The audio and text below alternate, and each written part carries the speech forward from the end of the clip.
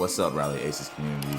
And I know stats are a big deal in basketball. I love keeping stats in games. I love to keep up with the per 36 numbers, and the plus minuses, steals, turnovers, the assist to turnover ratio, all those things I feel like make up the story of the game. You can kind of see how the story unfolded if you put the footage with the stats. So I wanted to go over some of the stats for the season. Let's get into it. Before I get into the stats, we have to look at the standings, right? I mean, why do the stats matter? If you're not number one, I don't believe in looking at stats if you're not number one.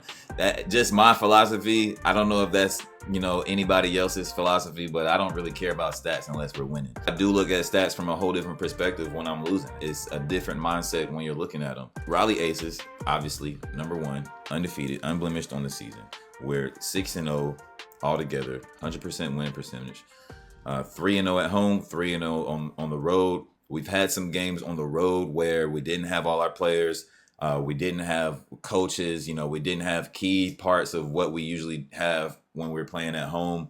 And we found ways to overcome in different environments. I think, the Winston environment, I think was especially a little bit more, I won't say hostile, but there were bodies in the gym and there were things going on and, microphones and music and they really wanted to take it to us. They saw we didn't have everybody. And I think that, moving forward, we are going to get everybody's best shot as expected. Just being the champions that we are, I feel like we're going to get the best shot everybody has.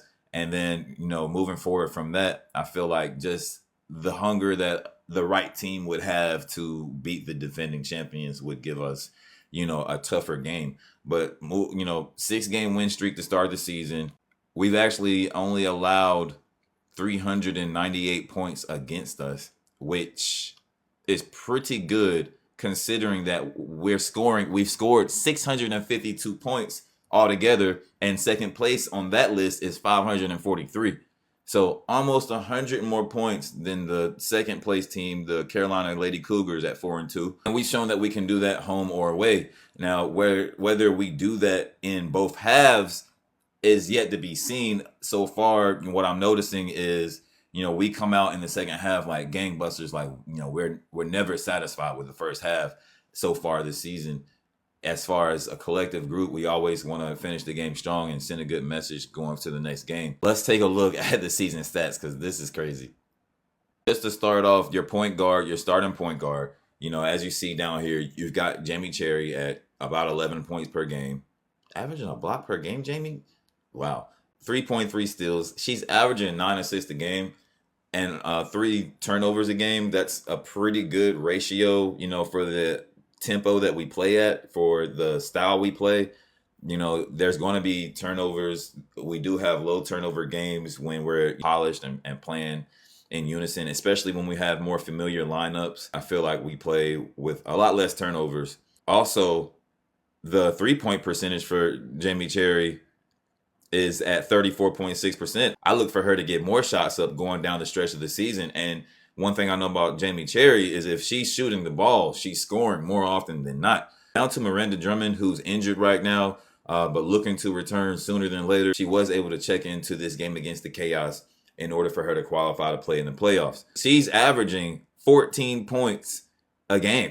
That couple along with 6 rebounds a game. Moving on to Tiana Edwards, one of our pure scorers, one of our shifty shooters, our highlight reel playmaker. She is all of that on the court for us.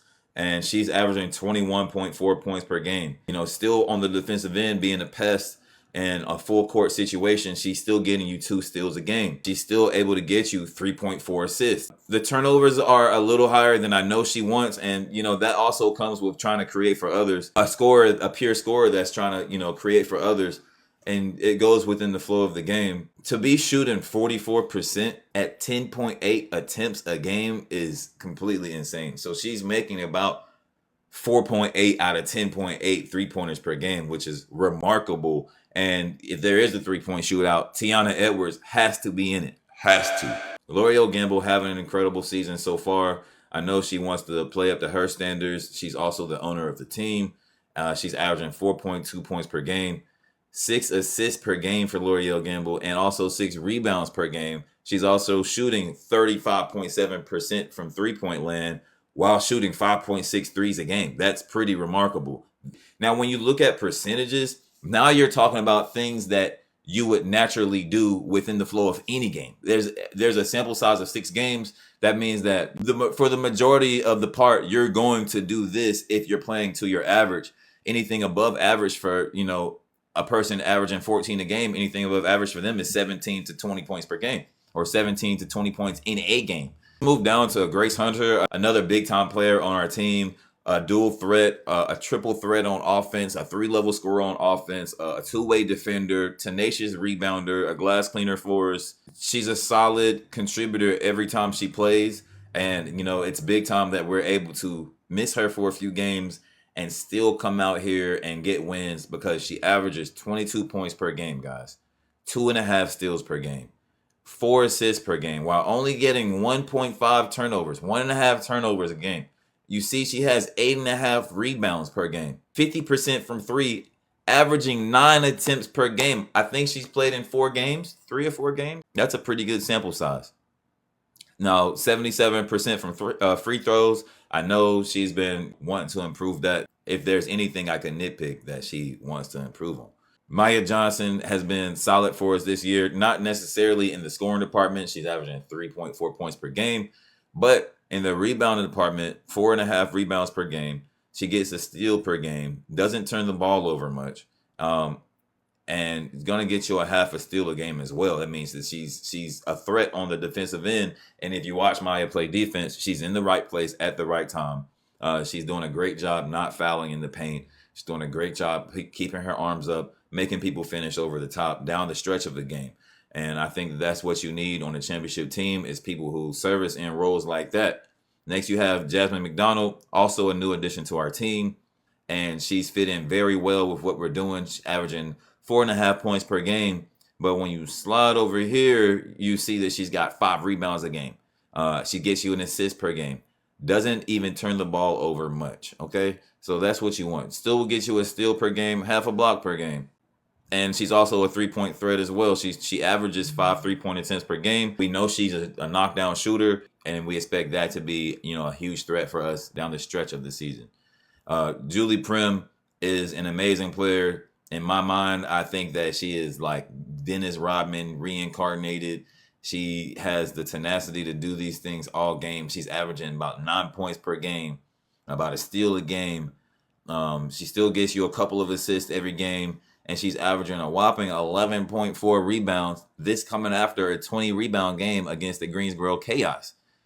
She's pulled her free throw percentage up from last season to 52%. Still something I see her constantly improving on throughout the course of the season. And she's a 50% shooter from the field. That's what you want from your post players. Most of the time when she misses, she gets her rebounds back and she puts them back up. If she does miss, it's from a reboundable place, and it usually leads to extra possessions for us either way. Markia Stacy had the chance to play with us in a previous game. She made an appearance and she had 3 points. She was a steady ball handler when she did play, and hopefully we get to see her again. Let's go with Jolene Tambu next. She has played 3 games for us, and she's averaging 17 points per game and still getting you 8 rebounds, still giving us 3.5 assists a game, not turning the ball over too much, 1.7 assists, and still managing 2 assists in those 3 games. Still got us a block in each of those 3 games, and not a huge fouler at all. 1.7 fouls per game is our team high in individual fouls per game. So we're not giving you a lot to work with. Some of these fouls we're not giving you a lot to work with. Monty Watkins and there you go. Good drive.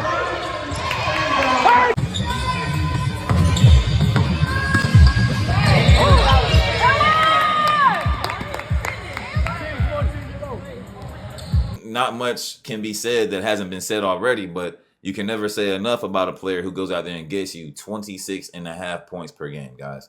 26.5 points per game. She's only, I feel like, really getting into her rhythm scoring wise, where we're seeing huge burst games like this, like last season, loud games, because she's one of those scorers who can have 30 and you not even notice. She's still averaging 4 steals. She's feisty on the defensive end.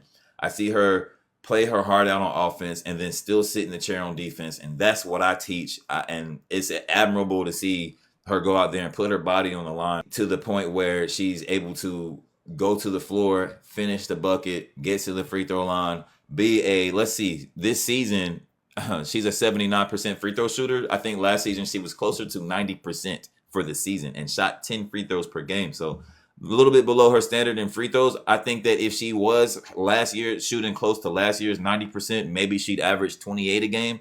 And I think that's more of her true average. But going just by the numbers, she's still able to get you 3.5 rebounds per game.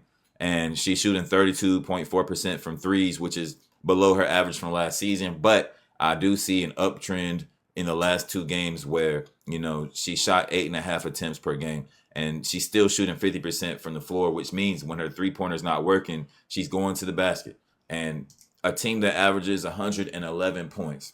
Let's hope we cut down on the turnovers even more and get ladies healthy and get them back in the lineup, get the last 2 or 3 games where we can have a steady lineup and, we can get in our rhythm consistently leading into the playoffs. But this was an incredible game to see, man. And you can go to the video on our YouTube channel and watch the entire game where, we start off 2-2, 4-4, 6-6, 8-8. Then you see it 16-8. Then you see it's 24-9. Then you see the game progress. You see how we stayed steadfast on our principles the whole game and stayed disciplined throughout, really, to the end. I think there was a timeout called towards the end of the game where we're still figuring out different things we can do. And let's tweak this zone and let's do this, let's try this full court on this possession and let's see if we can get a 3D and let's, things like that, man, just show that the sky's the limit. The tougher the competition, the tougher we get. And, this is just a Raleigh Aces stat standing update. Thanks for joining. Hey,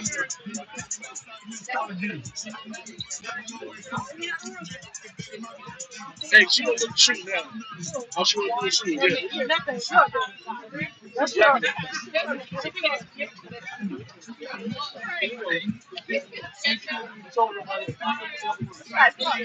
Right.